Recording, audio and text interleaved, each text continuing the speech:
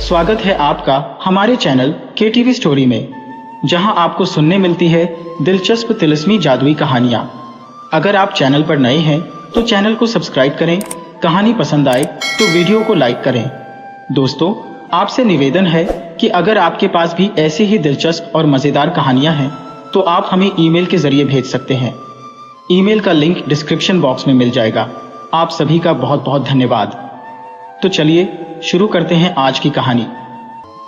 कहानी जादू की अंगूठी।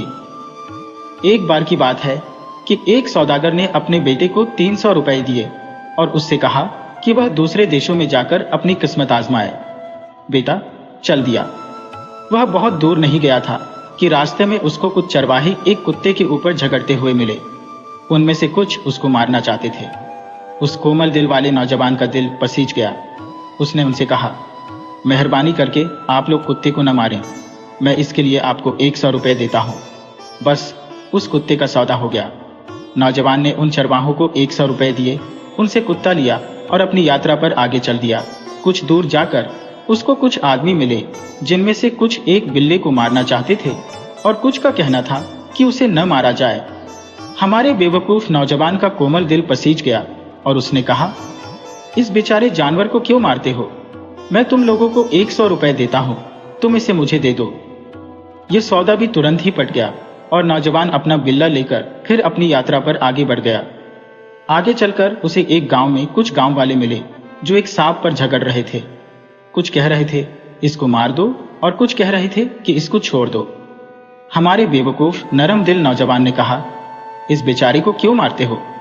इसे मुझे दे दो, मैं तुम्हें इसके लिए 100 रुपये दे दूंगा।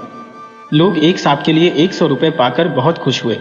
सो 100 रुपये लेकर वह सांप नौजवान को दे दिया गया। अब यह नौजवान 300 रुपये में एक कुत्ता, एक बिल्ला और एक सांप लेकर चल दिया। हमारा यह नौजवान तो बड़ा बेवकूफ़ निकला। सारा पैसा खोकर अब यह क्या बिजनेस करेगा? सिवाय अपने पिता के पास लौटने के अब तो वह कुछ कर ही नहीं सकता था। सो वह अपने घर चला गया।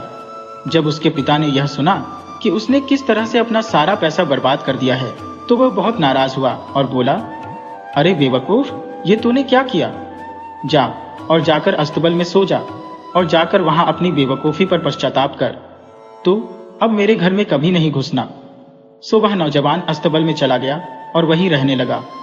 उसका बिस्तर उसी घास का होता था जो जानवरों के खाने के लिए आती थी और उसके साथी थे कुत्ता, बिल्ला और सांप जो उसने 300 रुपये में खरीदे थे। ये तीनों जानवर उसके बहुत अच्छे दोस्त हो गए थे। वह दिन में जहां भी जाता वे उसके साथ हमेशा ही लगे रहते और रात को वह हमेशा उसके पास ही सोते थे। बिल्ला उसके पैरों के पास सोता, कुत्ता उसके सिर के पास सोता और सांप उसके ऊपर पड़ा रहता। उसका सिर एक तरफ को लटका रहता और उसकी पूंछ दूसरी तरफ। एक दिन सांप अपने मालिक से बोला, मैं इंद्रशराजा का बेटा हूँ। एक दिन जब मैं हवा लेने के लिए जमीन में से बाहर निकला तो कुछ लोगों ने मुझे पकड़ लिया और मुझे मारने ही वाले थे कि तुम सही समय पर आ पहुंचे और मुझे बचा लिया। मैं नहीं जानता कि तुम्हारे इस उपकार का बदला मैं कभी भी चुका सकूंगा। काश तुम मेरे पिता को जानते, वह अपने बेटे के बचाने वाले से मिलकर कितने खुश होते। नौजवान बोला, वह कहाँ रहते हैं? मैं उनसे जरूर मिलना चाहूंगा, अगर यह मुमकिन हो तो। सांप बोला, यह तो बड़ी अच्छी बात है। वह सामने तुम पहाड़ देखते हो ना, उस पहाड़ की तली में एक पवित्र नदी है। अगर तुम मेरे साथ चलो और उस नदी में डुबकी मारो तो हम दोनों मेरे पिता के राज्य में पहुंच जाएंगे। ओह, वह तुमको देखकर बहुत खुश होंगे। वह तुमको इनाम भी देंगे, पर वह ऐसा कैसे कर सकते हैं? फिर भी कम से कम तुम उनके हाथ से कुछ पाकर खुश हो सकते हो।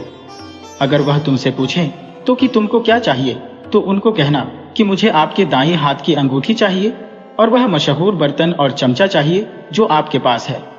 अगर ये दोनों चीजें तुम्हारे पास होंगी तो फिर तुम्हें किसी चीज की जरूरत नहीं रहेगी, क्योंकि अंगूठी तो ऐसी चीज है जिससे कि किसी आदमी को बस कहने की जरूरत है और वह बड़ा सुंदर बंगला, सुंदर आकर्षक स्त्री भी दे सकती है, जबकि बर्तन और चमचा तुम्हारे खाने पीने की सारी जरूरतों को पूरा करेंगे। उनसे तुम्हें बहुत बढ़िया बढ़िया और स्वादिष्ट खाना मिलेगा।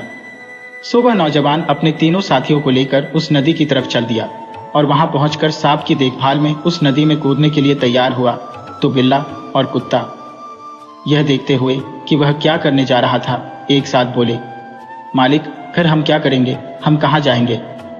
नौजवान बोला, तुम लोग मेरा यही इंतजार करो, मैं बहुत दूर नहीं जा रहा हूँ और मैं वहाँ बहुत देर तक रहूंगा भी नहीं। कहकर वह उस नदी में कूद गया और तुरंत ही गायब हो गया। कुत्ते ने बिल्ली से कहा, अब हम क्या करें? बिल्ला बोला, हमारे मालिक ने कहा है तो हमको यहीं रहना चाहिए। तुम खाने की चिंता बिल्कुल मत करो, मैं लोगों के घरों में जाता हूँ और अपने दोनों के लिए बहुत सारा खाना लेकर आता हूँ। कहकर वह बिल्ला चला गया। इस तरह दोनों तब तक आराम से रहे जब तक उनका मालिक वापस लौट कर आया। वह नौजवान और सांप अपनी जगह ठीक से पहुंच गए तो उनके सही सलामत वापस आने की खबर राजा को भिजवाई गई। हिज हाइनेस ने अपने बेटे और अजनबी को अपने सामने पेश करने का हुक्म दिया, पर सांप ने यह कहते हुए मना कर दिया कि वह तब तक अपने पिता के सामने नहीं जा सकता जब तक कि वह इस अजनबी से छुटकारा न पा जाए। उसके छुटकारा पाने का मतलब था कि जब तक वह इस अजनबी के उपकार का बदला नहीं चुका लेता जिसने उसको एक भयानक मौत से बचाया है और जिसकी वजह से वह उसका गुलाम है। यह सुनकर राजा खुद गया और अपने बेटे को गले लगाया और अजनबी को नमस्ते करके अपने राज्य में उसका स्वागत किया। वह नौजवान वहां कुछ दिन ठहरा, जिनमें उसने राजा की कृतज्ञता के बदले में उसकी दाहिने हाथ की अंगूठी ली और बर्तन और चमचा लिया कि उसने उसके बेटे की जान बचाई। ये लेकर वह ऊपर आया तो अपने दोस्तों कुत्ता और बिल्ली से मिला जो उसका वही इंतजार कर रहे थे। उन सब ने एक दूसरे को जब से वे बिछड़े थे तब से अब तक की जब वे मिले अपनी अपनी कहानियां सुनाई। वे आपस में मिलकर बहुत खुश हुए। उसके बाद वे नदी किनारे चलते रहे जहां फिर उन्होंने जादुई अंगूठी और बर्तन और चमचे का जादू जांचने का फैसला किया। सो नौजवान ने अंगूठी से सुनहरे बालों वाली एक सुंदर लड़की और एक सुंदर मकान मांगा। तुरंत ही उसके सामने ये दोनों प्रकट हो गए। फिर इसने बर्तन को जांचना चाहा तो उसने कहा कि इन सबके लिए सबसे बढ़िया और स्वादिष्ट खाना लाओ, तो वहां पर बहुत तरीके के स्वादिष्ट खाने प्रकट हो गए। जाहिर है कि उनकी जिंदगी बड़े आराम से गुजरने लगी। ऐसा कई साल तक चलता रहा कि एक दिन एक सुबह उस लड़की ने अपने बाल बनाते समय अपने टूटे हुए बाल एक खोखले सरकंदे में रख दिए और उस सरकंदे को अपनी खिड़की के नीचे बहती नदी में फेंक दिया। सरकंडे की वह डंडी मीलों दूर तक बहती चली गई कि इत्तेफाक से वह डंडी वहां के राजा के बेटे को मिल गई। उत्सुकतावश उसने उस डंडी को खोल लिया तो उसने देखा कि उसमें तो सुनहरी बाल थे। उन बालों को देखते ही वह महल की तरफ भागा और जाकर अपने कमरे में बंद हो गया और वह तो वहां से अब बाहर ही नहीं निकले। वह तो उस लड़की के प्यार में पड़ गया था जिसके वे सुनहरी बाल थे। न वह खाए न पिए, न उसको नींद आए और न वह कहीं आए जाए जब तक कि उस लड़की को उसके पास न लाया जाए। यह देखकर उसके पिता राजा को बहुत चिंता हुई। उसकी तो समझ में ही नहीं आया कि वह क्या करे। उसको डर लगा कि इस तरह से उसका बेटा कहीं मर न जाए और वह बिना वारिस के ही रह जाए। आखिर उसने अपनी एक चाची से सलाह मांगने का निश्चय किया। उसकी यह चाची एक जादूगरनी थी। उस बुढ़िया ने उसकी सहायता करने का वायदा किया। उसने राजा से कहा कि उसको चिंता करने की जरूरत नहीं है। उसको पूरा भरोसा है कि वह उस सुंदर लड़की को उसके बेटे की पत्नी बनाकर ले आएगी। उसने एक मधुमक्खी का रूप रखा और झज करती उड़ने लगी। उसकी तेज सूंघने की ताकत उसको उस लड़की के पास ले आई जिसको वह एक बुढ़िया दिखाई दी जिसने अपने सहारे के लिए एक छड़ी पकड़ रखी थी। उसने उस लड़की को अपना परिचय उसकी चाची बताकर दिया और उससे कहा कि उसने उसको पहले कभी देखा नहीं था क्योंकि उसने वह देश उस लड़की के जन्म के तुरंत बाद ही छोड़ दिया था। यह सब कहने के साथ साथ उसने उस लड़की को अपने गले से लगाया और चूम लिया। वह सुंदर लड़की तो उसके धोखे में आ गई। उसने भी जादूगरनी को गले से लगाया और अपने घर में ले आई। उसको वहीं ठहरने को कहा जब तक वह ठहरना चाहे। उसने बुढ़िया की इतनी इज्जत की और उसकी इतनी देखभाल की कि बुढ़िया ने सोचा कि अब तो उसका काम बहुत आसान हो गया। जब उसको वहां रहते रहते 3 दिन हो गए तो एक दिन उसने लड़की से कहा कि बजाय इसके कि वह उस जादुई अंगूठी को अपने पति के पास छोड़े, उसको उसे अपने पास रखना चाहिए क्योंकि उसका पति तो अक्सर शिकार पर ही रहता था या फिर किसी और काम से बाहर रहता था, सो वह अंगूठी उससे खो सकती थी। लड़की ने सोचा कि उसकी चाची उसको ठीक ही सलाह तो दे रही थी, सो उसने अपने पति से उसकी वह जादू की अंगूठी मांगी। पति ने उसको वह अंगूठी दे दी। जादूगरनी ने उससे अंगूठी के बारे में पूछने से पहले एक दिन इंतजार किया, फिर उससे कहा कि वह अंगूठी देखना चाहती है। लड़की को कोई शक नहीं हुआ और उसने वह अंगूठी अपनी चाची को देखने के लिए दे दी। जैसे ही चाची के हाथ में अंगूठी आई, वह मधुमक्खी बनी और उसको लेकर वहां से उड़ गई और वहां आई जहां राजकुमार अपने महल में बहुत बुरी हालत में पड़ा हुआ था। उसने जाकर उससे कहा, उठो बेटा, उठो और खुश हो जाओ। अब और दुखी होने की जरूरत नहीं है। जिस लड़की को तुम ढूंढ रहे थे वह अब बस तुम्हारे बुलाने पर तुरंत ही हाजिर हो जाएगी। देखो, यही वह तिलिस्मा है और इसी से तुम उसको यहां बुला सकते हो। राजकुमार तो यह सुनकर बिल्कुल पागल सा हो गया और उस लड़की को देखने के लिए इतना इच्छुक हो गया कि उसने तुरंत ही अंगूठी से उस लड़की को वहां लाने के लिए कहा। तुरंत ही वह लड़की अपने मकान सहित उसके महल के बागीचे में उतर आई। वह तुरंत ही उसके मकान में गया और उससे अपने प्रेम के बारे में बताया। उसने उससे कहा कि वह उसकी पत्नी बन जाए। लड़की ने देखा कि वह यहाँ से किसी तरह भी बच नहीं सकती है, सो उसने इस शर्त पर उसको हाँ कर दी कि वह 1 महीने बाद उससे शादी कर लेगी। इस बीच सौदागर का बेटा शिकार से घर वापस लौटा तो उसने देखा कि न तो उसका घर है और न उसकी पत्नी है। यह देखकर वह बहुत दुखी हुआ। वहां तो बस खाली जगह पड़ी थी, जैसी कि उसने उस जादू की अंगूठी इस्तेमाल करने से पहले देखी थी, जो उसको इंद्रश राजा ने दी थी। वह वहीं जमीन पर बैठ गया और अपना अंत करने की सोचने लगा। उसी समय उसके साथी कुत्ता और बिल्ला वहां आए। असल में जब उन्होंने घर को वहां से गायब होते देखा था तो वे डर गए थे, सो वे वहां से कहीं और चले गए और जाकर छिप गए। मालिक के वापस आते ही वे भी वहां आ गए और उन्होंने अपने मालिक से कहा, मालिक रुकिए, आपका इम्तिहान तो बहुत बड़ा है, पर यह समस्या ऐसी नहीं है कि सुलझाई न जा सके। हमें आप 1 महीना दीजिए, हम आपको आपका घर और पत्नी दोनों ढूंढ कर लाने की कोशिश करेंगे। नौजवान बोला, ठीक है, जाओ, भगवान तुम्हारी सहायता करें। तुम मेरी पत्नी को वापस लाओ ताकि मैं जिंदा रह सकूं। यह सुनकर कुत्ता और बिल्ला दोनों तुरंत ही वहां से भाग गए और तब तक नहीं रुके जब तक वे उस जगह नहीं पहुंच गए जहां उनके मालिक का घर और उनकी पत्नी थी। बिल्ला बोला, हमको शायद यहाँ कुछ मुश्किलों का सामना करना पड़े। देखो, राजा ने हमारे मालिक का घर और पत्नी दोनों ही अपने लिए ले लिया है। तुम यहाँ ठहरो, मैं घर के अंदर जाकर मालकिन को देख कर आता हूँ। ये सुनकर कुत्ता तो वहीं बैठ गया और बिल्ला चढ़कर कमरे की खिड़की तक पहुंच गया जहां वह सुंदर लड़की दुखी बैठी थी। लड़की बिल्ले को पहचान गई। उसने जब से वह यहाँ आई थी तब से अब तक वहां क्या हुआ था उसको सब बता दिया। फिर उसने बिल्ले से पूछा, क्या यहाँ से बाहर निकलने का कोई रास्ता नहीं है? बिल्ला बोला, बिल्कुल है, अगर आप मुझे यह बता दें कि वह अंगूठी कहाँ है। लड़की बोली, वह तो उस जादूगरनी के पेट में है। बिल्ला बोला, ठीक है, मैं उसके पेट से उसे निकाल लूंगा। एक बार वह हमें मिल जाए फिर सब कुछ हमारा है। यह कहकर बिल्ला खिड़की से नीचे उतर आया और एक चूहे के बिल के पास जाकर लेट गया जैसे कि वह मरा हुआ हो। इत्तेफाक से चूहों के समाज की एक बारात उधर से गुजर रही थी। उस बारात में पास पड़ोस के बहुत सारे चूहे शामिल थे। चूहों के राजा के सबसे बड़े बेटे की शादी होने जा रही थी। बिल्ला यह देखकर हुंकारा। उसके दिमाग में तुरंत ही यह विचार आया कि उसको दूल्हे चूहा को पकड़ लेना चाहिए और उसकी सहायता लेनी चाहिए। सो जैसे ही चूहों की बारात उस बिल के सामने से गुजरी, वह बारात के सम्मान में चीखता और कूदता हुआ उसके आगे पहुंच गया। उसने तुरंत ही दूल्हे को भी ढूंढ लिया और उस पर कूद गया। ये देखकर दूल्हा चूहा डर गया और जोर से चिल्लाया, मुझे जाने दो, मुझे जाने दो। ये देखकर वहां मौजूद सारे चूहे चिल्लाए, हाँ हाँ, इसको जाने दो, आज तो इसकी शादी का दिन है। बिल्ला बोला, नहीं नहीं, मैं इसको तब तक नहीं जाने दूंगा जब तक तुम मेरा कुछ काम नहीं करोगे। सुनो, सामने वाले महल में जिसमें राजा और रानी रहते हैं उसमें एक जादूगरनी रहती है। उस जादूगरनी ने एक अंगूठी निगल ली है जो मुझे बहुत जरूरी चाहिए।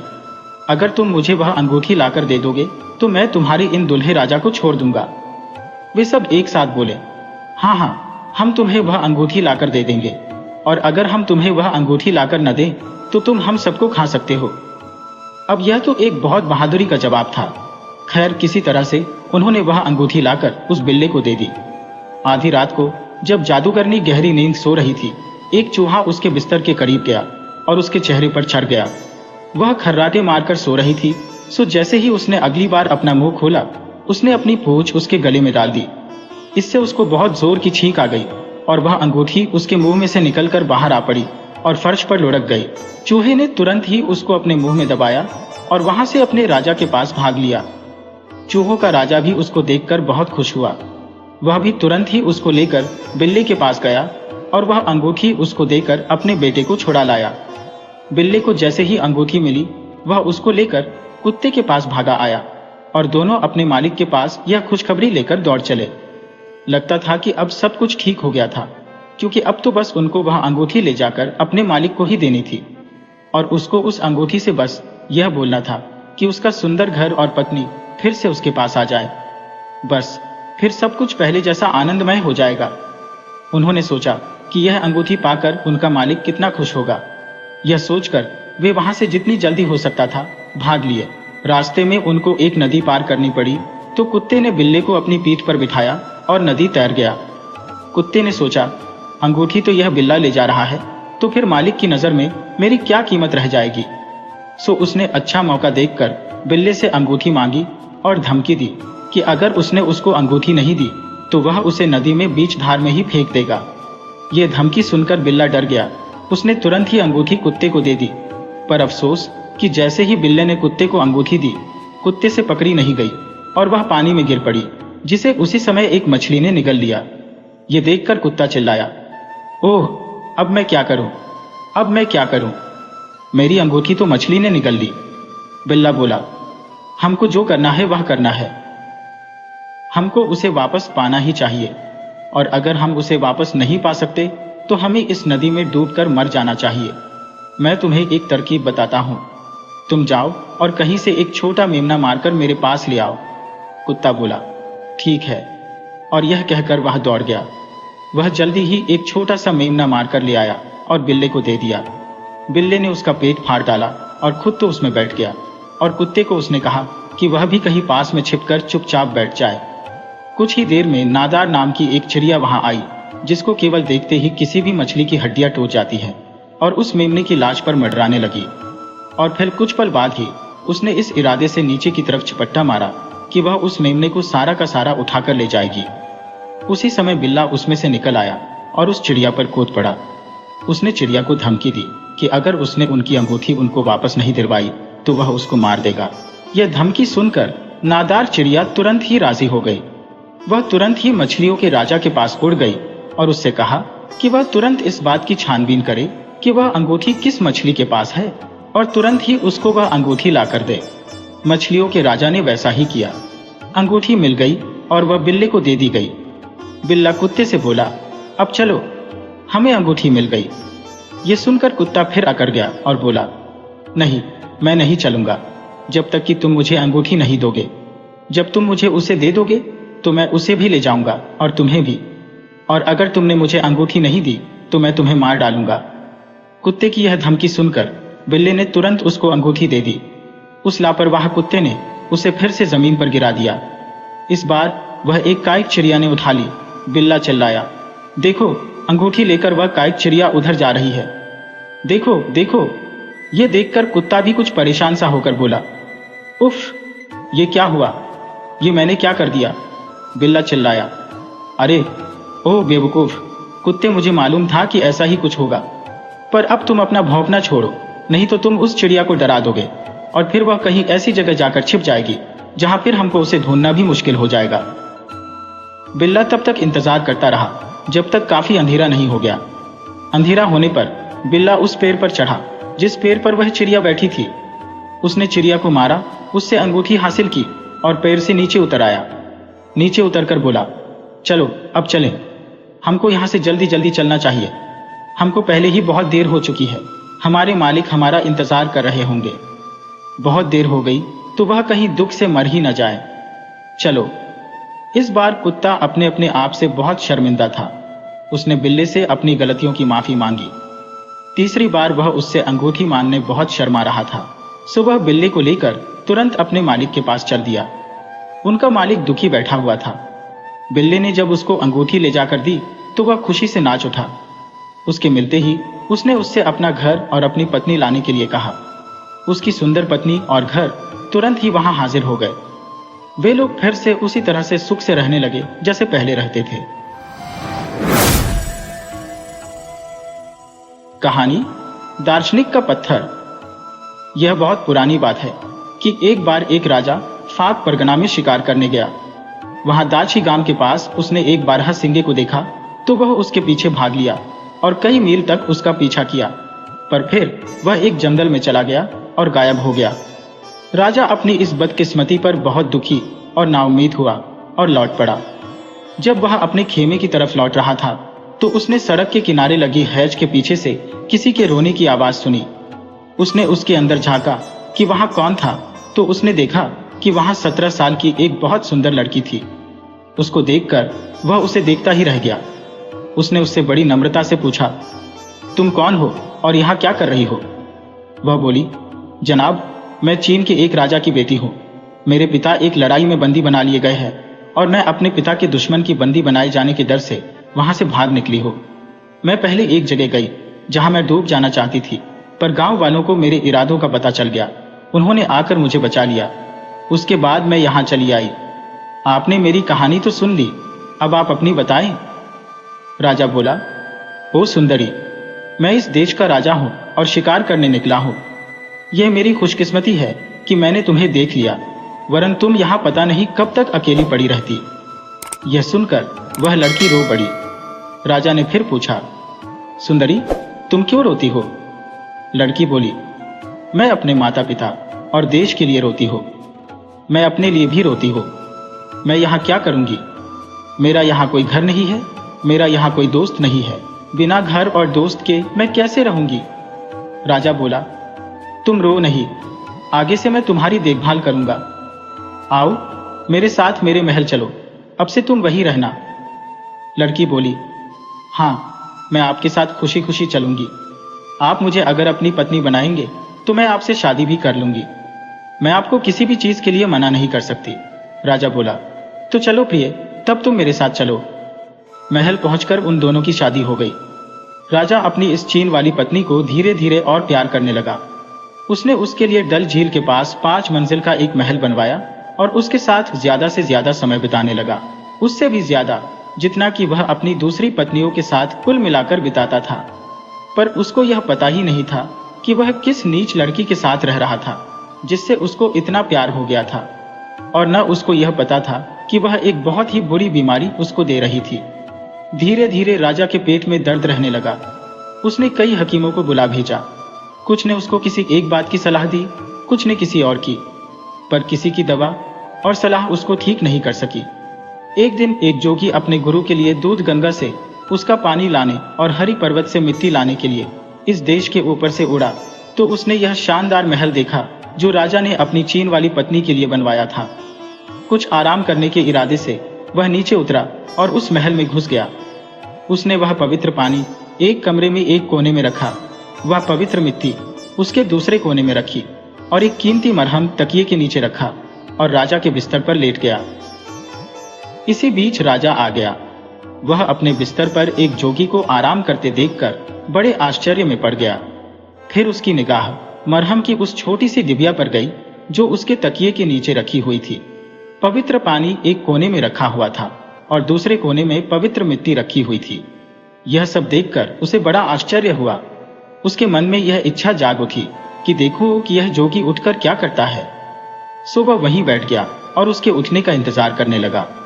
उसको जोगी के उठने का बहुत देर तक इंतजार नहीं करना पड़ा, पर जब जोगी उठा तो वह तो यह देखकर भांचक्का रह गया कि न तो वहां वह पवित्र पानी था, न पवित्र मिट्टी थी और न ही कीमती मरहम की डिबिया थी। असल में राजा ने उनको ले लिया था।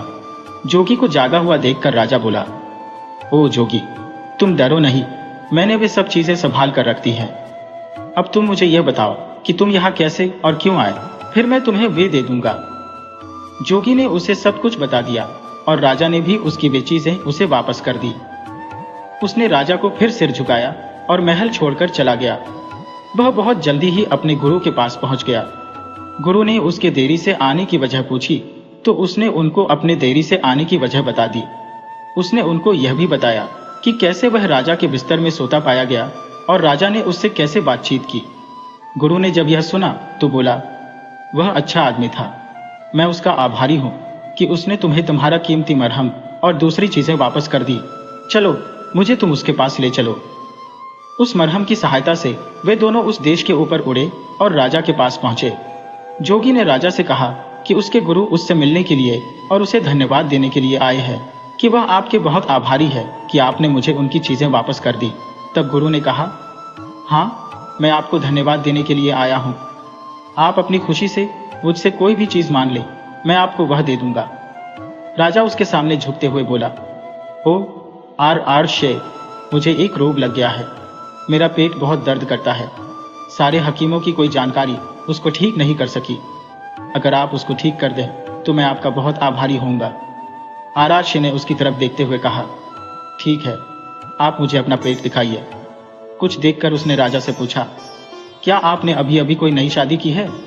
हाँ, कहकर राजा ने उसको अपनी चीनी पत्नी से मिलने के हालात और फिर उससे शादी की बात पूरी तरीके से बता दी। आरआरशी बोला, मुझे इसी का शक था। अगर आप बिना दवा के 40 दिन और रहते तो आप मर जाते, पर अब आप सुरक्षित हैं। मैं आपको ठीक कर सकता हूँ। जो मैं कहता हूँ आप वही करें तो आपको डरने की कोई जरूरत नहीं है। आप आज की शाम अपने रसोइये को अपनी पत्नी के खाने ज्यादा नमक डालने के लिए कहिए और फिर उस कमरे में जहां वह सोती है वहां यह पक्का कर लीजिए कि पीने के लिए पानी ना हो। आप खुद भी सारी रात जागते रहिए और सुबह होने पर मुझे बताइए कि क्या हुआ। आप डरना नहीं, आपका कोई नुकसान नहीं होगा। इतना कहकर आरआरशी और उसका चेला दोनों चले गए। राजा ने आरआरशी का कहना माना। राजा ने देखा कि बीच रात में रानी उठी। उसको प्यास लगी थी। उसने पहले अपने कमरे में पानी खोजा, पर पानी न मिलने पर पहले उसने देखा कि उसका पति सोया हुआ है या नहीं। फिर उसने एक सापिन का वेश रखा और बाहर चली गई। वह झील पर पानी पीने के लिए गई। वहां जाकर उसने पानी पिया और पानी पीकर अपने कमरे में वापस आकर फिर एक स्त्री का रूप रखा और अपने बिस्तर पर सो गई।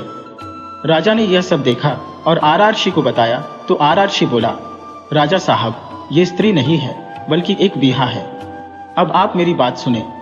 अगर किसी सांप पर 100 साल तक किसी आदमी की नजर नहीं पड़ती तो उसके सिर पर एक ताज बन जाता है और वह शाहमार बन जाता है। और अगर उसके अगले 100 साल तक भी उस पर किसी आदमी की नजर नहीं पड़ती तो वह अजगर बन जाता है। और अगर 300 साल तक उस पर किसी आदमी की नजर नहीं पड़े तो वह बीहा बन जाता है। बीहा अपने आप को कितना भी लंबा कर सकता है।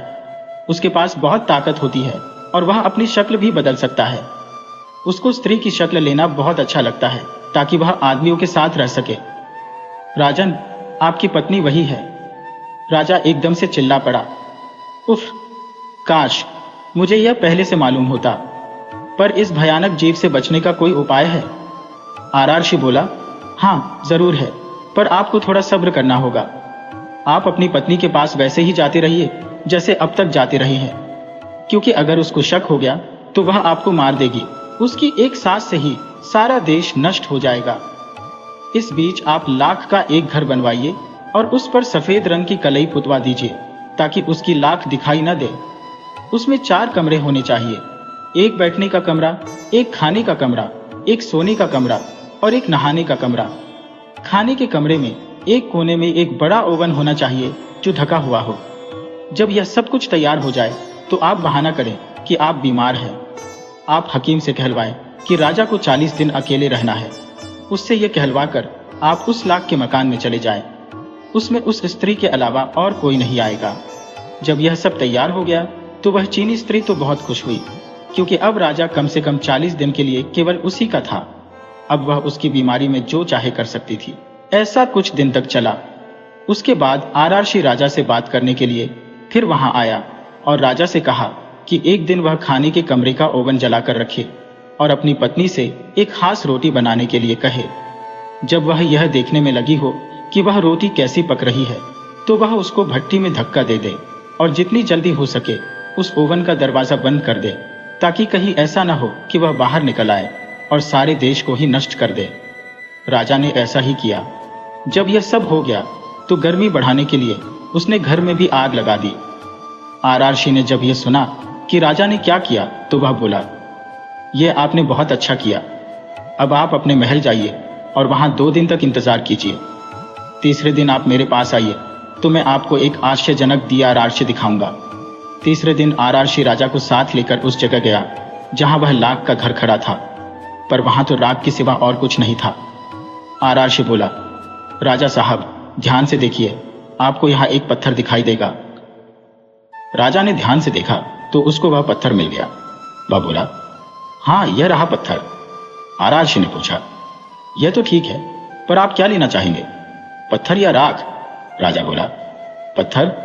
आरार्शी बोला, ठीक, आप पत्थर ले लीजिए, मैं राख ले लेता हूं।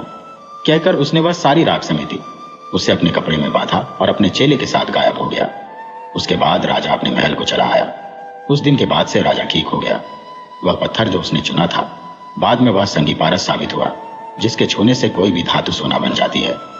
पर उस राख में क्या गुण था, यह राजा को कभी पता नहीं चला, क्योंकि वह फिर कभी उस आरार्शी और जोगी से मिला ही नहीं। कथा का दूसरा रूप, यह कथा एक और तरीके से भी कही जाती है। एक बार की बात है कि कश्मीर में अली मदान खान नाम का एक राजा राज करता था। एक दिन वह शालीमार के पास शिकार खेलने के लिए गया। वहां दो आदमी उसके पास आए और उससे बोले, राजा साहब, अगर आप हमारी बात सुन लेंगे तो हमें बड़ी खुशी होगी। हमारी प्रार्थना है कि आप इस जगह से आगे न जाएं। कहीं ऐसा न हो कि अजगर आपको निगल जाए। ये अजगर यहाँ अक्सर घूमता रहता है। राजा बोला, आप लोग ये क्या बेहूदी बात कर रहे हैं? वे आदमी बोले, नहीं, हम कोई बेहुदा बात नहीं कर रहे हैं, हम आपको सच बता रहे हैं। हमने उसे अपनी आंखों से देखा है। वह हर शाम पानी पीने के लिए झील के किनारे जाता है और इसी जंगल से गुजरता है। आपको पहले से सावधान करना हमारा फर्ज था, बाकी आप जाने। हम आपसे फिर प्रार्थना करते हैं कि आप यहाँ से आगे न जाएं। ठीक है, कहकर राजा ने अपना घोड़ा वापस किया और अपने घर चला गया। घर जाकर उसने अपने वजीरों को जो कुछ उसने आज सुना था वह सब कहने के लिए बुलाया। यह सब बताकर उसने उनसे उनकी सलाह मांगी कि उस अजगर को कैसे मारा जाए। उन्होंने उसको सलाह दी कि बहुत सारी भेड़ों की खाल छूने से भरकर उसी रास्ते पर डाल दी जाए जहां से वह अजगर रोज पानी पीने जाता था। साथ ही जहां वह अजगर पानी पीता था उसी जगह के पास 2 गड्ढे खोद दिए जाए जिनमें तेल भरवा दिया जाए। उनका सोचना यह था कि जब अजगर चूना भरी भेड़ की खाल देखेगा तो सोचेगा कि वे असली भेड़ हैं और उनको निगल लेगा। इसके अलावा जब वह तेल से भरे गड्ढे देखेगा तो उसे लगेगा कि वे पानी से भरे हैं और उनमें से तेल पीकर अपनी प्यास बुझाने की कोशिश करेगा। इस तरह से उसके पेट में बहुत जोर की जलन होगी जो उसको मार देगी। राजा ने उनकी सलाह मान ली, उसको काम में लाया गया और इस तरह से अजगर को मार दिया गया। अली मर्दान खान उसका ढांचा देखने के लिए गया और अपने सिपाहियों से उसको जलाने के लिए कहा। उसने 2 बूढ़े लोगों की सहायता से उसकी वह गुफा भी ढूंढी जिसमें वह रहता था और उसके अंदर गया। वहां उसको एक बंद दरवाजा मिला जिसे उसने खोला। यह दरवाजा एक कमरे में खुलता था। इस कमरे में उसको एक छोटा सा बक्सा मिला और इस बक्से को खोलने पर उसमें रखा एक पत्थर मिला। इत्तेफाक से यह पत्थर संगी पारस निकला, जिसके छूने से हर धातु सोना बन जाती है। वह उसे उठा लाया। कहानी 7 टांगों वाला जानवर। एक बार की बात है कि एक राजा था जिसको अपनी सेना पर बहुत गर्व था। वह अपने सिपाहियों पर पैसा भी बहुत खर्च करता था। सो एक बार उसको यह जानने की इच्छा हुई कि उसके सैनिक वास्तव में कितने बहादुर थे। उसने अपने आदमियों को हुक्म दिया कि वे शहर के बाहर एक मैदान में एक लड़ाई का इंतजाम करें। तुरंत ही उसके हुक्म का पालन हुआ। लड़ाई वाले दिन राजा साहब अपने वजीर और दीवानों के साथ मैदान में आ पहुंचे। जब वे उनकी लड़ाइयां देख रहे थे तो एक जंगली जानवर जिसके 7 टांगें थी वहां आया और उनके पास आकर गुर्राने लगा। राजा तो उसको देखकर बहुत ही आश्चर्य में पड़ गया। उसने उसको मारना चाहा, पर वह वहां से भाग गया। राजा अपने तेज घोड़े पर सवार होकर अपना बड़ा वाला चाकू लेकर उसके पीछे भागा। 2 मील भागने के बाद वह जानवर रुक गया। वहां पहुंचकर उसने अपने आप को एक जोर का झटका दिया और वह एक झिन्न में बदल गया। वह राजा की तरफ पलटा और उसको खा गया। वजीर ने बड़ी वफादारी और लगन से राजा की 8 दिन तक खोज की, पर उसकी कोई खबर नहीं मिली। सो उन्होंने उसके बेटे को बुलाया और उसकी जगह उसके बेटे को वहां का राजा बना दिया। एक दिन राजा के बेटे को यह जानने की बहुत जोर की इच्छा हुई कि उसके पिता की मौत कैसे हुई थी। उसने यह बात अपने वजीर से पूछी। वजीर ने उसको सब बातें बता दी। तो उससे सारा हाल सुनने के बाद उसने भी उसी जगह एक दूसरा शानदार लड़ाई का मुकाबला रखा जहां उसके पिता ने रखा था। नियत समय पर वह और उसके दरबार के सभी लोग वहां इकट्ठा हुए। उन लोगों को वहां पर आए अभी बहुत देर नहीं हुई थी कि वही 7 टांगों वाला जंगली जानवर वहां आ गया और उन सब पर भयानक रूप से गुर्राता हुआ वहां से चला गया। जब राजा के प्रधानमंत्री ने यह देखा तो वह बहुत जोर से हंस पड़ा। राजा ने उससे पूछा कि वह क्यों हंसा, तो वजीर ने कहा, हुजूर, मैं इसलिए हंसा कि यह वही जानवर है जिसने आपके पिता को हमारे बीच से उठाया था। अच्छा, ऐसा है क्या?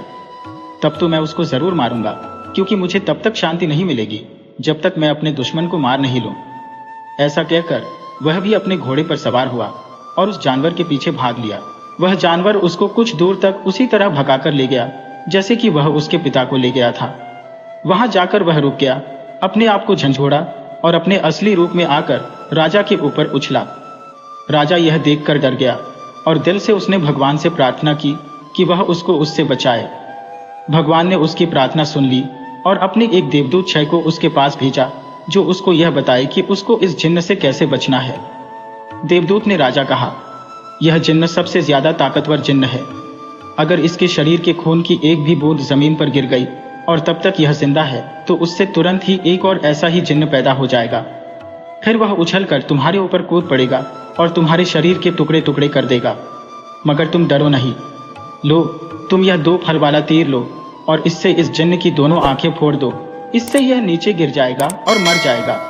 इस तरह से वह देवदूत उसको वह 2 फल वाला तीर देकर वहां से गायब हो गया। तीर से लैस होकर राजा आगे बढ़ा। वह उस जिन्न से करीब 40 मिनट तक लड़ा। आखिर में उसने अपना वह दोहरे फल का तीर उसकी आंखों में मार दिया, जिससे वह मर गया। जब राजा ने पक्का कर लिया कि उसका दुश्मन मर गया है तो उसने अपनी तलवार निकाली और उसका सिर काट लिया। उसको उसने अपने एक तीर की नोक पर रखा और वापस महल की तरफ चल दिया। वहां जाकर उसने उसको अपने महल के 12,000 कमरों में से एक कमरे में रख दिया। उसने उस कमरे का ताला लगाया और उस कमरे की चाबी अपनी मां को देकर उससे कहा कि वह उस कमरे का दरवाजा किसी भी हालत में न खोले।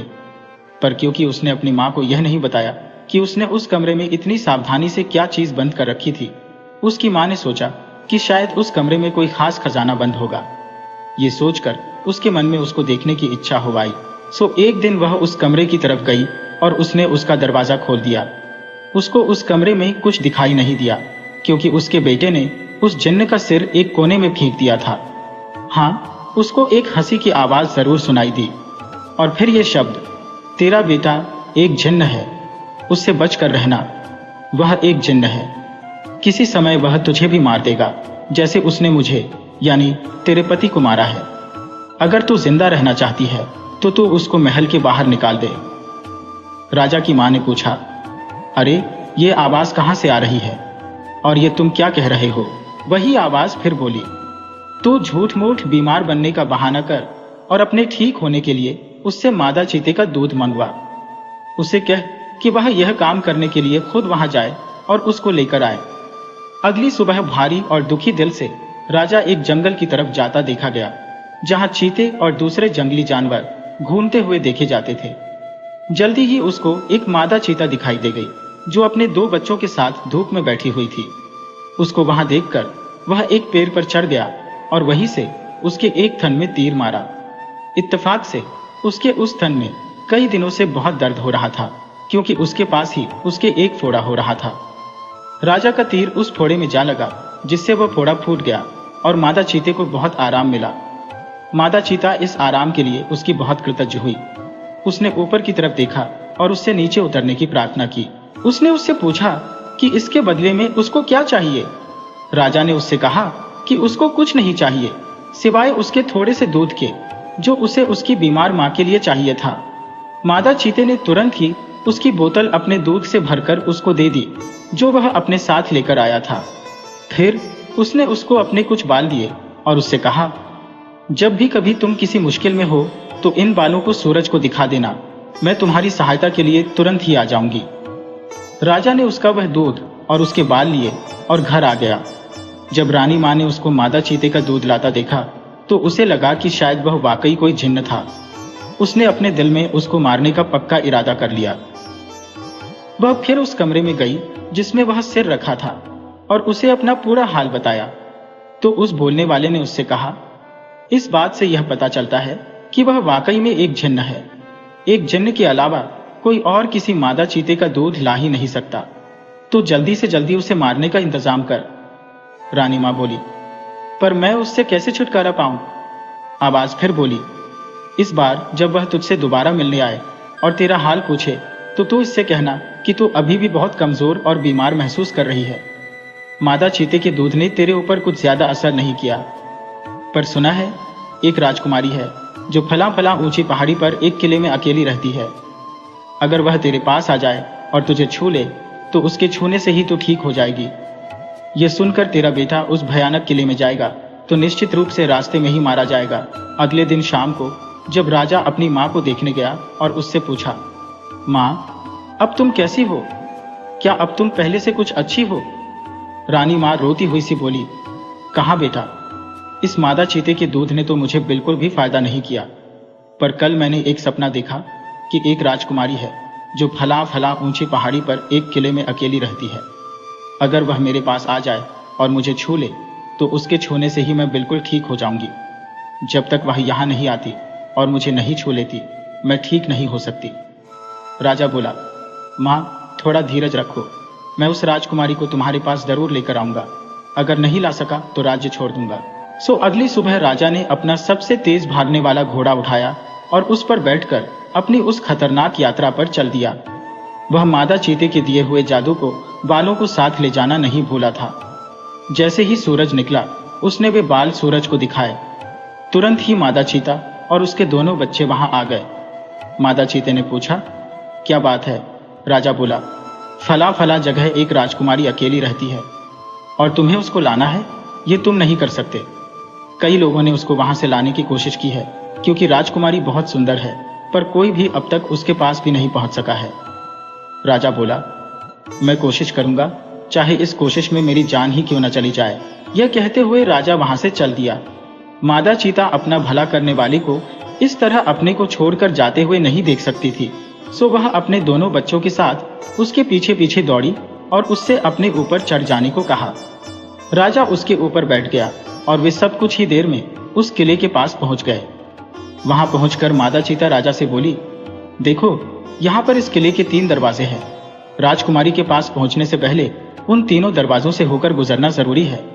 पहले दरवाजे के पास एक बहुत बड़ा लोहे का टुकड़ा रखा है जिसको एक लकड़ी की कुल्हाड़ी से तोड़ना जरूरी है, नहीं तो दरवाजा नहीं खुलेगा। दूसरे दरवाजे के पास एक नकली गाय खड़ी है जिसके चारों तरफ असली जिन्न खड़े हैं। अगर कोई भी आदमी उस गाय को दूह सकता है तो वह उस दरवाजे में से होकर जा सकता है, और अगर नहीं दूह पाता तो वे जिन्न लोग उसको मार देते हैं। तीसरे दरवाजे के पास राजकुमारी खुद बैठती है। अगर वह तुमसे खुश है तो वह तुम्हारा स्वागत करेगी, और अगर खुश नहीं है तो वह तुमको मार डालेगी। यह सब सुनकर तो राजा बहुत ही डर गया। उसने मादा चीते से उसकी सहायता की प्रार्थना की। मादा चीता बोली, ठीक है, मैं तुम्हारी सहायता करूंगी। मेरे पास एक जादू है जिसकी सहायता से मैं उस लोहे के टुकड़े में घुस जाऊंगी, और जब तुम उसको अपनी लकड़ी की कुल्हाड़ी से तोड़ोगे तो मैं उसको 2 टुकड़ों में तोड़ दूंगी। चौकीदार सोचेगा कि तुमने वह लोहे का टुकड़ा तोड़ा है और वह तुमको पहले दरवाजे से अंदर जाने देगा। तभी मादा चीते के दोनों बच्चों में से एक बच्चा बोला, और मैं उस गाय की मूर्ति में घुस जाऊंगा और उसको दूध देने पर मजबूर कर दूंगा, और उसके पास खड़े जिनों को जब तुम दूध दूह रहे होगे तो उनको तुमसे दूर रखने में सहायता करूंगा। इस तरह से तुम दूसरे दरवाजे से होकर निकल जाओगे। इसके बाद मादा चीते के दूसरे बच्चे ने कहा, और मैं राजकुमारी की आंखों में अपना जादू डाल दूंगा, जिससे जब वह तुम्हारी तरफ देखेगी तो तुम उसको सूरज की तरह से चमकीला पाएगी। सुबह तुमको देखते ही अपना तीसरा दरवाजा खोल देगी, और फिर जो तुम कहोगे वह वही करेगी। सो उन तीनों ने अपने अपने वायदे वफादारी से निभाए। इस तरह से राजा तीसरे दरवाजे के पार पहुंच गया। राजकुमारी ने जैसे ही उसको देखा तो उसकी बहादुरी और सुंदरता से बहुत प्रभावित हुई। उसने राजा से अपने साथ शादी करने के लिए कहा। मादा चीता और उसके दोनों बच्चे अपनी माद में लौट गए। कुछ दिन बाद ही राजा राजकुमारी को लेकर राजमहल पहुंचा और जाकर मां से बोला, मां, उस जगह को जाने वाला रास्ता बहुत खतरनाक था। मैं तो रास्ते ही में मर जाता अगर मादा चीता और उसके 2 बच्चों ने मेरी सहायता न की होती। भगवान को धन्यवाद दो कि मैं सही सलामत वापस लौट आया। कुछ देर और बात करने के बाद उसने मां को जिन्न के सिर के बारे में बताया कि वह उसके सामने सबसे पहले कैसे एक साथ टांगों वाले जानवर के रूप में प्रकट हुआ था। फिर कैसे वह उसको एक जगह भगाकर ले गया था, जहां जाकर वह अपने असली रूप में बदल गया, एक बहुत बड़े भयानक जिन्न के रूप में। वह उस पर कूदने को ही था, उसको मारकर खाने वाला ही था, जैसे कि उसने उसके पिता के साथ किया था। कि तभी भगवान के भेजे हुए दूत ने उसको बचा लिया। उसकी माँ तो यह सुनकर ताज्जुब में पड़ गई। वह बोली, बेटे, तब तो मुझे धोखा दिया गया था। उस दिन की शाम को जब तुमने मुझसे महल की चाबियां मांगी थी, तब मैं उसके कई कमरों को देखने गई। तब मैं एक ऐसे कमरे के दरवाजे पर आई जिसमें से मुझे हंसी की आवाज सुनाई दी। मैंने सोचा कि देखो तो इसमें कौन हंस रहा है। सो मैंने उसका ताला खोला और अंदर गई तो मुझे एक आवाज आई, ध्यान देकर सुन, तेरा बेटा एक जिन्न है जो तुझको खा जाना चाहता है। मैं तेरे पति का सिर हूं। उसने मुझे मारा तो तू उसे मार दे, नहीं तो वह तुझे भी मार देगा। मेरे बेटे, मैंने उसकी बातों पर विश्वास कर लिया और उसी की सलाह पर मैंने इस आशा में तुझे मादा चीते का दूध लाने भेजा कि वह तुझे मार देगी। पर जब तू मादा चीते से बचकर आ गया तो फिर मैंने उसी सिर की सलाह पर राजकुमारी को लाने भेजा। मैं जानती थी कि वहां का रास्ता खतरों से भरा है, फिर भी पर भगवान तेरे साथ था। उसी ने तुझे अपना देवदूत तेरे पास भेजकर तुझे रास्ता दिखाया और उसी ने मादा चीते के रूप में तेरी सहायता की। उस भगवान को लाख लाख धन्यवाद। कहकर उसने अपने बेटे को गले लगा लिया और बहुत जोर से रो पड़ी। इन घटनाओं के कुछ दिन बाद ही राजा और राजकुमारी की शादी हो गई और सब लोग शांति से बहुत दिनों तक खुशहाली में रहे।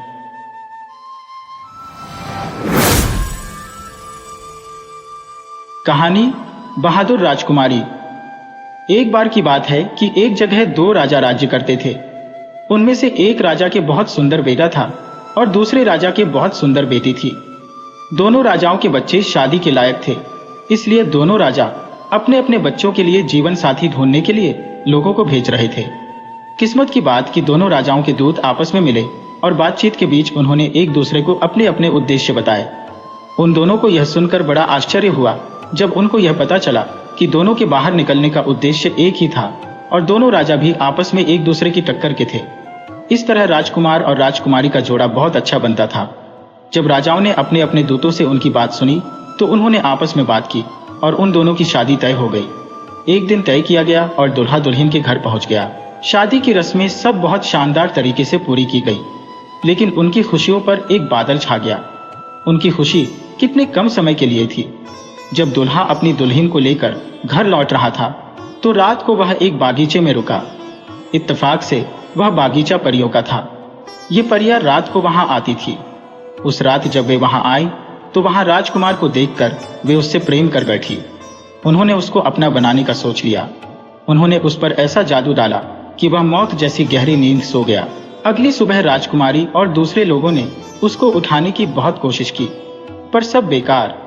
उन सबको लगा कि वह मर गया था, सो उन्होंने उसका दुख मनाया और उसके लिए रोए, जैसे कि लोग किसी मरे आदमी के लिए रोते हैं जिससे वे अब कभी बात नहीं कर पाएंगे। यह उनके लिए बड़ी मुश्किल की घड़ी थी। तभी वहां पर सूरा ब्रोर और बूढ़ा ब्रोर दो चिड़ियां आईं और जहां लोग राजकुमार के लिए रो रहे थे उस जगह के पास ही एक पेड़ की शाख पर आकर बैठ गई और आपस में बातें करने लगी। सूरा ब्रोर बोला, इन लोगों को इस राजकुमार को दफन नहीं करना चाहिए। बूढ़ा ब्रोर बोला, क्यों? सूरा ब्रोर बोला, क्योंकि यह अभी मरा नहीं है, शायद कुछ दिन में ही यह जिंदा हो जाएगा। उनके ये शब्द राजकुमारी के कानों में अमाराट की तरह से पड़े। उसने तुरंत ही यह हुक्म दिया कि राजकुमार के शरीर को वहीं पड़ा रहने दिया जाए जहां वह था। उसने उन सबसे यह वायदा किया कि वह इस हुक्म की वजह उनको बाद में बताएगी।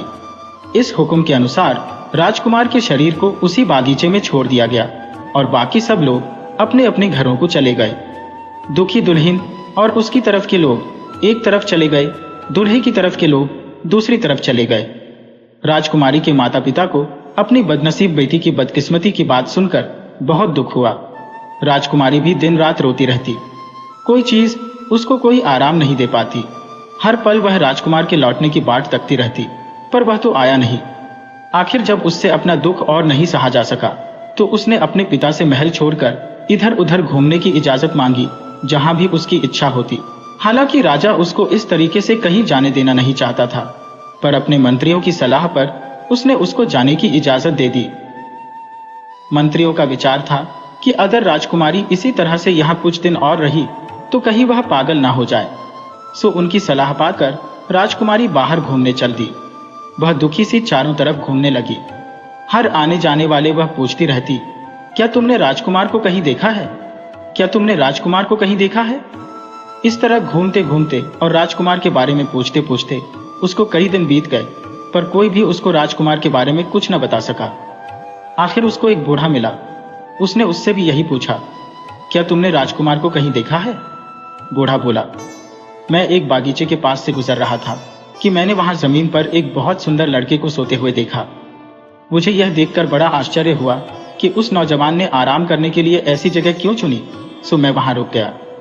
लो, कुछ पल बाद ही मैंने कुछ परियां वहां आती देखी। उन्होंने उसके सिर के नीचे एक जादू की छड़ी रखी तो वह तो उठकर बैठा हो गया और उनसे बातें करने लगा। कुछ देर बाद उन परियों ने वह जादू की छड़ी उसके पैरों के नीचे रखी तो वह फिर से लेट गया और सो गया। मैंने बस यही देखा। मेरी तो समझ में आया नहीं कि इस सब का मतलब क्या था। राजकुमारी बोली, आश्चर्य, क्या तुम मुझे उस बागीचे तक ले जा सकते हो जहां वह नौजवान सोया हुआ था? बूढ़ा बोला, हाँ हाँ, क्यों नहीं। कहकर वह उसको उस बागीचे की तरफ ले गया जहां वह राजकुमार सोया हुआ था। जब वे वहां पहुंचे तो राजकुमार का शरीर वहां दिखने में बेजान जैसा पड़ा हुआ था। राजकुमारी ने देखा कि जादू की छड़ी अभी भी राजकुमार के पैरों के नीचे रखी हुई थी। उसने तुरंत ही वह छड़ी उसके पैरों के नीचे से निकाल ली और उसके सिर के नीचे रख दी। जैसा कि उस बूढ़े ने उसे बताया था, वह राजकुमार उठकर बैठा हो गया। उठते ही उसने राजकुमारी से पूछा, तुम कौन हो? राजकुमारी बोली, मैं तुम्हारी पत्नी हूं। क्या तुम मुझे नहीं जानते? राजकुमार ने पूछा, तुम यहां आई कैसे? राजकुमारी बोली, इन बूढ़े बाबा की सहायता से। कहकर उसने उस बूढ़े की तरफ इशारा कर दिया जो डर के मारे कुछ दूरी पर खड़ा था। वह फिर बोली, आओ, उठो और जल्दी से इस भयानक जगह से कहीं दूर चलो। राजकुमार बोला, अफसोस, मैं नहीं जा सकता। परियों को मेरे यहां न होने का बहुत जल्दी ही पता चल जाएगा। वे मेरे पीछे पीछे आकर मुझे ढूंढ लेंगी और मुझे मार देंगी। अगर तुम मुझे प्यार करती हो तो ये छड़ी तुम मेरे पैरों के नीचे रख दो और यहां से चली जाओ।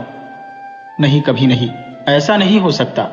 राजकुमार बोला, तो फिर ऐसा करो कि तुम इस पेड़ के खोखले तने में छिप जाओ, क्योंकि तुम यहां सुरक्षित नहीं हो। परिया यहां कभी भी आ सकती है। राजकुमारी ने वैसा ही किया। जैसे ही वह पेड़ के खोखले तने में जाकर छिपी परियां वहां आई। उनमें से एक बोली, ऊह, यहां किसी आदमी की खुशबू आ रही है। दूसरी बोली, लगता है यहां कोई आदमी आया है।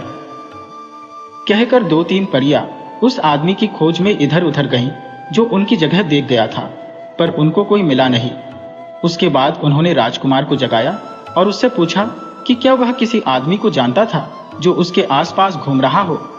राजकुमार ने साफ मना कर दिया कि उसने किसी आदमी को वहां आसपास घूमते नहीं देखा। वे बोली, पर हमारा पक्का विश्वास है कि यहाँ कोई आदमी आया था, क्योंकि आदमी की खुशबू हवा में फैली हुई है। कोई बात नहीं, हम लोग कल यह जगह छोड़कर किसी दूसरी जगह चले जाएंगे। सो अगली सुबह परियों ने सारा बागीचा देखा, क्योंकि वह बागीचा बहुत बड़ा था, और अपने लिए कोई दूसरी जगह ढूंढ ली जहां उनको लगा कि वहां कोई आदमी नहीं आ पाएगा। जब वे वहां नहीं थी तो राजकुमार ने राजकुमारी से कहा, प्रिय, अब तुम क्या करोगी? वे मुझे किसी दूसरी जगह ले जाएंगी और मैं फिर तुम्हें कभी भी नहीं देख पाऊंगा। बहादुर राजकुमारी बोली, नहीं, ऐसा कभी नहीं होगा। तुम देखना, मैं कुछ फूल इकट्ठा करूंगी। तुम जब यहां से जाओ तो इन फूलों को अपने पीछे पीछे बिखेरते जाना, जिससे मुझे पता चल जाएगा कि तुम कहां गए हो। कहकर राजकुमारी ने राजकुमार को एक खास किस्म के फूलों का एक गुलदस्ता लाकर दिया। राजकुमार ने उन फूलों को अपने कपड़ों में छिपा लिया और राजकुमारी फिर से अपने उसी पेड़ के खोखले तने में जाकर छिप गई। कुछ देर बाद परियां फिर वहां आई और राजकुमार को उन्होंने अपने पीछे पीछे आने के लिए कहा। जब राजकुमार उनके पीछे जा रहा था तो वह फूल अपने पीछे फेंकता जा रहा था।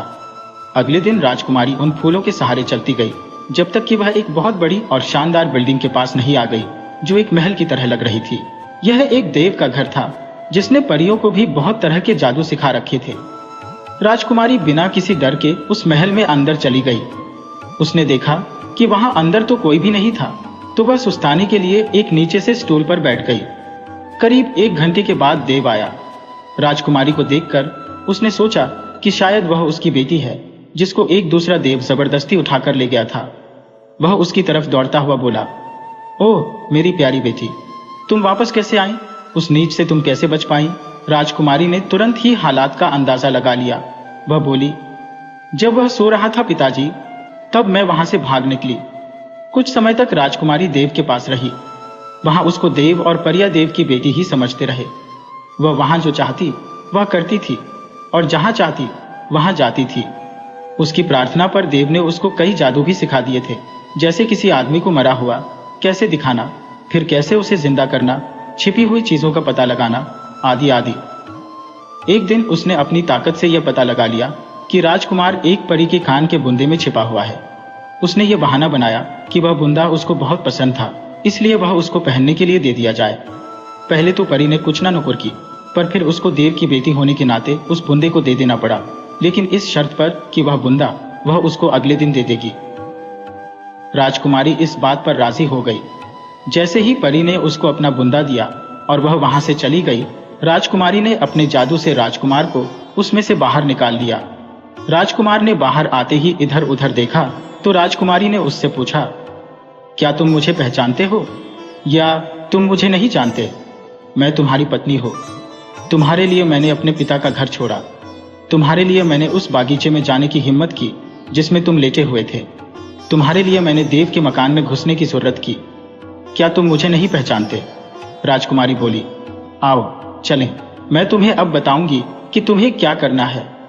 देव और उसके सब आदमी यह समझते हैं कि मैं उसकी बेटी हूं, जिसे कोई दूसरा देव उससे जबरदस्ती छीन कर ले गया था। अब मैं तुम्हें अपने पिता देव के पास ले जाऊंगी और उससे कहूंगी कि जब मैं उस भगाने वाले देव से बचने की कोशिश में भाग रही थी तो तुम मुझे मिल गए। तुम्हारी सुंदरता देखकर मैं तुम्हारे ऊपर रीझ गई और मैंने तुमसे शादी कर ली। मैं उसको यह भी बताऊंगी कि तुम एक शाही खानदान के हो, इसलिए वह हमारी शादी को मान ले। जब वह यह सुनेगा तो वह बहुत खुश होगा। तुम डरना नहीं, आओ और देखो कि क्या क्या होता है। राजकुमारी की बात ठीक निकली। पिता देव अपनी बेटी की शादी की बात सुनकर बहुत खुश हुआ। उसने अपनी बेटी की शादी की खुशी में एक बहुत बड़ी दावत दी, जिसमें उसने सारी परियों को बुलाया। राजकुमार और राजकुमारी देव के पास कुछ हफ्तों तक आनंद से रहे। फिर राजकुमार ने देव से अपने माता पिता से मिलने की और राजकुमारी को भी उनसे मिलवाने की इच्छा प्रकट की। हालांकि देव उन दोनों को अपने पास ही रखना चाहता था, पर फिर उसको राजकुमार को घर जाने की इजाजत देनी ही पड़ी। उसने उनके लिए बहुत सारी भेंटें इकट्ठी करके उनके साथ रख दी और उनसे जल्दी वापस आने के लिए कहा। और बहुत सारी चीजों के अलावा उसने उनको एक पीठ भी दिया, जिस पर जो कोई बैठ जाता था वह उसको उसकी मनचाही जगह पहुंचा देता था। यह राजकुमार और राजकुमारी के लिए तो बहुत ही काम की चीज थी। उन्होंने उस पीठ में अपना खजाना भरा और उसके ऊपर बैठकर देव और सारी परियों को विदा कहकर राजकुमारी के पिता के राज्य चले गए। वे जल्दी ही वहां पहुंच गए, क्योंकि राजा की बेटी घर वापस लौट आई थी और उसका पति भी मरा नहीं था, जिंदा था और ठीक था और उसके साथ था। सो उस दिन महल में ही नहीं बल्कि सारे शहर में बहुत खुशियां मनाई गईं। कहानी पुनर्जन्म। एक बार की बात है कि एक नौजवान अपना घर और देश छोड़कर एक अकेली जगह जंगल में ध्यान करने चला गया। वहां उसने 12 साल लगाए, जिनमें उसने न तो कुछ खाया और न ही कुछ पिया। जब उसको लगा कि उसने अपना ध्यान पूरा कर लिया तो उसकी इच्छा हुई कि वह एक शहर जाए जो वहां से 5 मील की दूरी पर था। ऐसा सोचकर वह उस शहर की तरफ चल दिया। रास्ते में वह थकान की वजह से एक पेड़ के नीचे बैठकर सुस्ताने लगा। जब वह वहां बैठकर सुस्ता रहा था तो वहां एक कौवा आया और उसके ऊपर वाली शाख पर आकर बैठ गया। वहां से उसने कुछ नींबू उसके सिर पर गिरा दिए। ये देखकर वह नौजवान बहुत नाराज हुआ। नाराजी से उसने कौवे की तरफ देखा तो वह कौवा मर गया।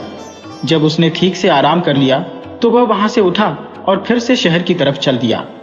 शहर पहुंचकर वह एक आदमी के घर के आंगन में गया और घर की मालकिन से कुछ खाने की मांग की।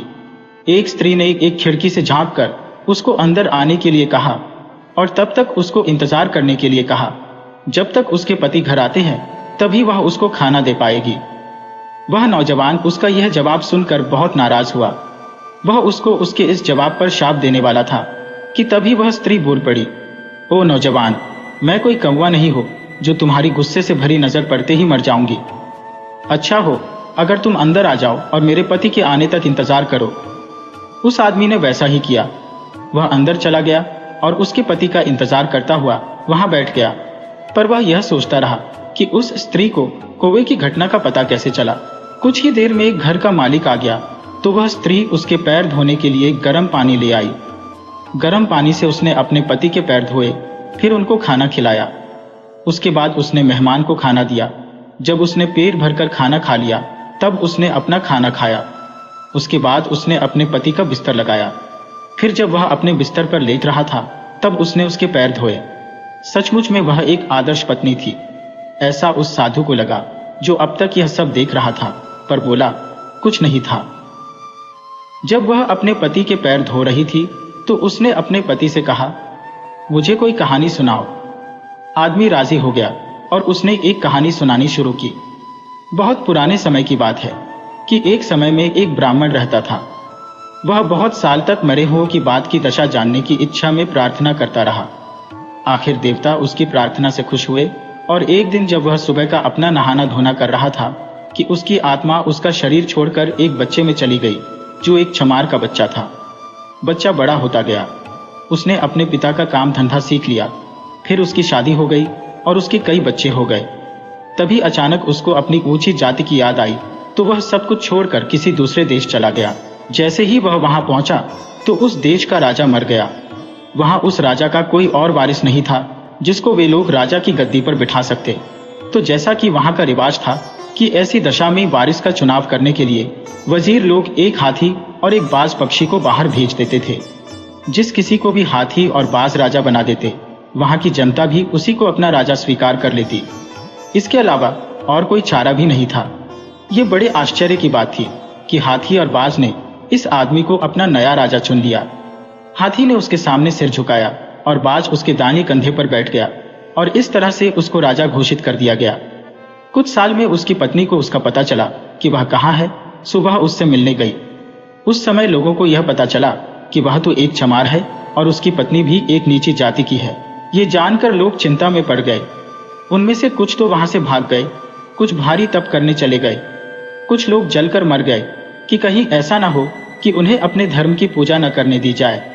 जब राजा ने यह सुना कि उसके राज्य में यह सब हो रहा है तो उसने भी अपने आप को जला लिया। इसके बाद उसकी आत्मा ब्राह्मण के उसी शरीर में पहुंच गई जो नदी के किनारे पड़ा हुआ था। आत्मा के अंदर पहुंचते ही वह शरीर उठ खड़ा हुआ और अपने घर चला गया। पत्नी ने उसको आता देखकर उससे पूछा, अरे आज आप अपनी सुबह की पूजा बड़ी जल्दी कराए। पर ब्राह्मण ने उसे इस बात का कोई जवाब नहीं दिया। उसके चेहरे पर बस आश्चर्य की एक झलक थी। उसने सोचा कि क्या यह उसका पुनर्जन्म था? क्या उसने वह सब कुछ सचमुच देखा था और या फिर वह केवल उसका एक सपना ही था? इस घटना के करीब एक हफ्ते बाद एक आदमी इस ब्राह्मण के आंगन में आया और बोला कि वह बहुत भूखा है, उसको कुछ खाना दे दिया जाए क्योंकि वह 5 दिन से भूखा है। इतने दिन से उसने कुछ भी नहीं खाया है क्योंकि वह अपने देश से निकलकर भागा फिर रहा है क्योंकि एक चमार उसके राज्य का राजा बना दिया गया था। उसने आगे बताया कि वहां के सारे लोग इधर उधर भाग रहे हैं या फिर इस बुराई के परिणामों से बचने के लिए अपने आप को जला रहे हैं। ब्राह्मण को उस पर दया आ गई। उसने उसको कुछ खाना दे दिया पर कहा कुछ नहीं। वह सोचता रहा, मैं तो बहुत दिनों से चमार ही रहा हूं। मैंने कई साल तक राजा बनकर राज भी किया है और यह आदमी मेरे विचारों की ही पुष्टि कर रहा है। तो भी मेरी पत्नी यह कहती है कि मैं किसी असाधारण समय के लिए घर से गायब नहीं रहा हूं और मैं उसकी बात पर विश्वास करता हूं क्योंकि वह भी और ज्यादा बूढ़ी नहीं दिखाई देती है और न यह जगह ही कुछ भी बदली हुई दिखाई देती है। वह आदमी अपनी पत्नी से बोला, यही मेरी कहानी खत्म होती है, जिसका मतलब यह है कि किसी आदमी के विचारों, शब्दों और कर्मों के अनुसार ही उसकी आत्मा कई स्तरों से गुजरती है। यहाँ के बाद एक दिन एक युग के बराबर होता है। कहानी खत्म हो जाने के बाद पत्नी सोने जाने के इरादे से उस अजनबी की तरफ घूमी और उससे पूछा कि उसको किसी और चीज की जरूरत तो नहीं थी। नौजवान बोला, केवल खुशी की। स्त्री बोली, तो जाओ और उसे घर में जाकर ढूंढो। अपने माता पिता के पास वापस जाओ जो तुम्हारी वजह से रोते रोते अंधे हो गए हैं। तुम जाकर उनकी आंखों पर अपने हाथ रखो और उनसे कहो कि आपका बेटा घर वापस आ गया है। तब तुम खुश होगे। खुशी हमेशा कर्तव्य के रास्ते पर ही मिलती है। उन्हीं की आज्ञा पालन में मिलती है जिनको भगवान ने हमारे ऊपर रखा है। ये एक पत्नी का कर्तव्य है कि वह अपने पति का कहना माने और उसकी खुशी चाहे। यह बच्चे का कर्तव्य है कि वह अपने माता पिता का कहना माने और उनकी खुशी के मुताबिक चले। यह जनता का कर्तव्य है कि वह अपने राजा के अनुकूल रहे और यह हम सबका कर्तव्य है कि हम भगवान को खुश रखें। सो अब तुम घर जाओ और अपने माता पिता की सेवा करके खुश रहो।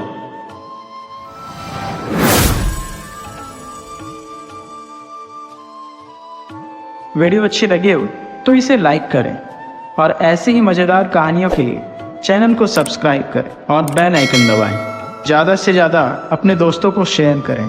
धन्यवाद।